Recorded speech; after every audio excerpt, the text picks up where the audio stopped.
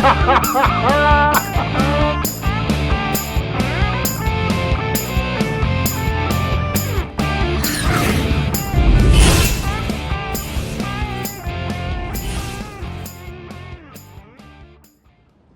you are, wherever you are, whatever you're doing and whoever you're lucky enough to be doing it to, I am Bushka on Blitz, back with another dose of love, affection, and long overdue frivolity. Talking today about the Tiger P. This is the first post for quite some time I have been crook as a dog, and it's been no fun for anyone. So I'm glad to be back. I hope you humans have kept yourself fine and in a fit state, ready to tank hard with the rest of us. Now, I've been criticised in recent times by people for generally saying positive things about tanks, and I don't really mind that. Bit of criticism when you've got over 15,000 subs, or about 15,000 subs, is probably going to come. You can't keep everyone happy all the time, and that's all well and good. And I like I like things like that because it makes me think about stuff, and yeah, I generally enjoy a good bit of back and forth. The reason I sound probably glowing and positive about most tanks is because generally there's a way to be successful with tanks, and that's what the reviews are about. They're not about saying this tank sucks, man, or, you know, nerf this tank, man. It's about how you're going to drive the tank if you've got to drive the tank. And if you're, for instance, want to get the mouse, God help you. But if you do, you've got to go through this tank. There is no other way around it. You're going to be driving the Tiger P.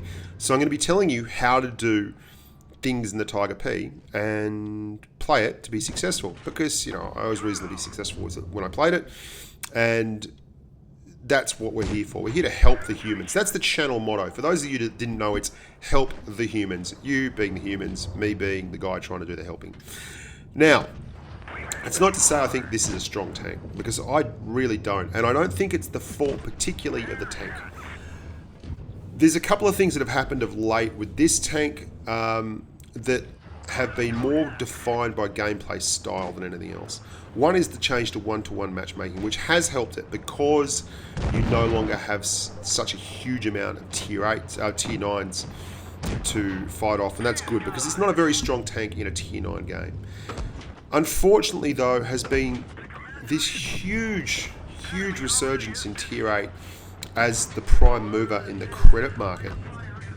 And the massive amount of IS6 and IS3 defenders and louvers and IS3s and T32s and just big hit point pull heavies running around at Tier 8. It's been a phenomenally dreary tier, and it's one that I've more or less stayed away from as often as possible. It's been the hardest tier I've found to influence driving anything but a heavy IS6 or something platoon, because what you end up with is a bunch of guys who quite often don't know how to drive the tanks by them, which is their prerogative. I don't have a problem with that.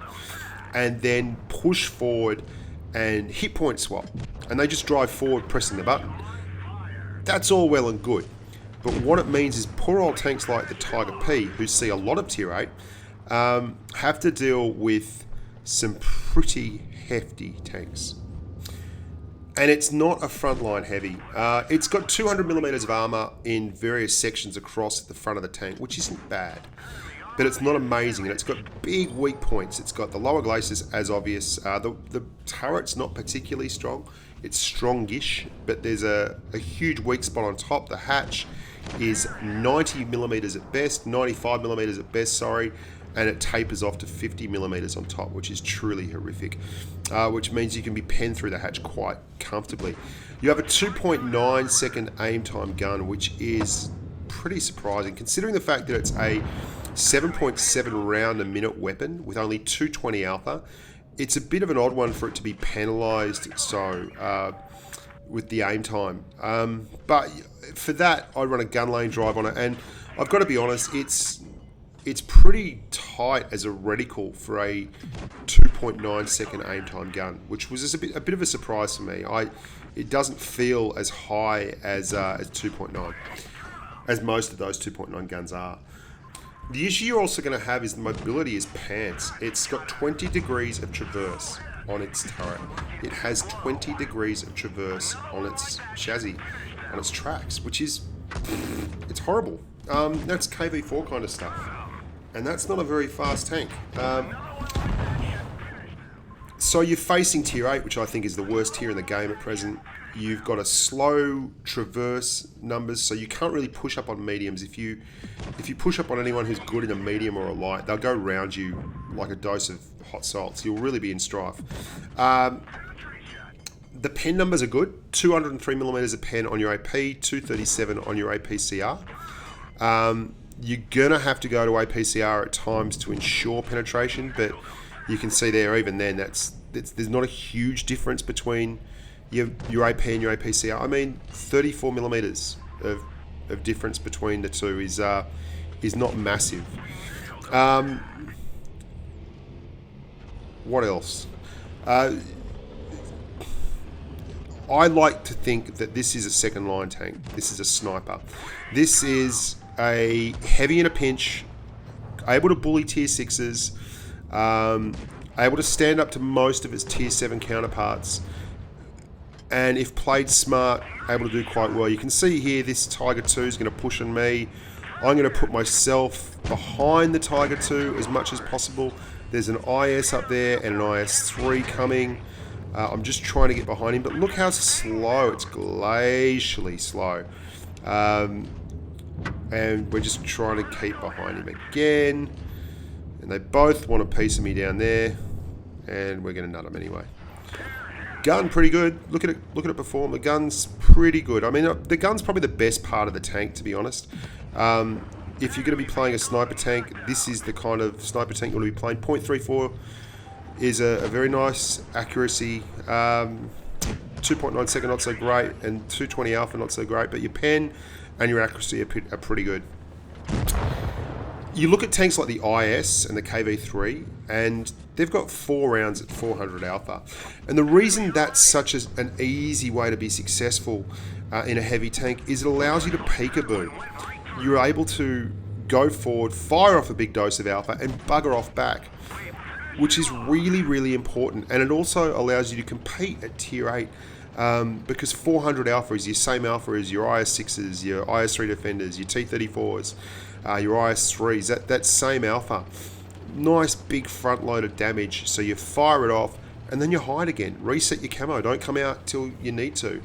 The poor old Tiger P can't do that. It doesn't have that luxury because to apply its damage it has to be visible, or at least be exposed if it's going to continually apply that damage. And it's not the strongest tank in the world. It can side scrape, and that strong frontal armor of 200 plus millimeters is one of the reasons it can side scrape. And you can see here we're in a good position, and the gun, again, it's performing well. But I'm playing it pretty craftily. I'm not just sitting out and about in the middle of the world. I'm using a bush. I'm using hard cover and soft cover combined. I'm keeping an eye on the radar, so I've got an idea at all times on where things are happening. And I'm going to be doing a lot more tactical stuff this week as well, because I think we're getting to the point now where it's all well and good to review a tank and say it's a second line sniper, but the real skills you need to use with tanks like this are awareness, and you've got to constantly be aware of things, where they are, where you should be, because you've got low mobility.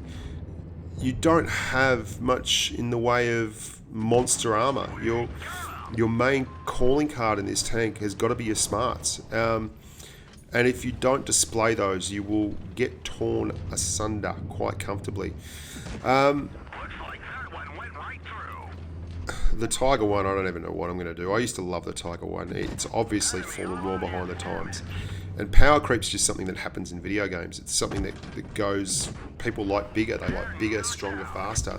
I mean, you've got the Borsig now at tier 8 as well. You've got tanks like that can tear, huge parts of your hit point pool off and chuck them in. Oh, by the way, I run a rammer, I run vents, and I run a gun lane drive on this. I run double rations, anything I can to maximize that gun handling, because your gun handling is what's going to save you come hell or high water.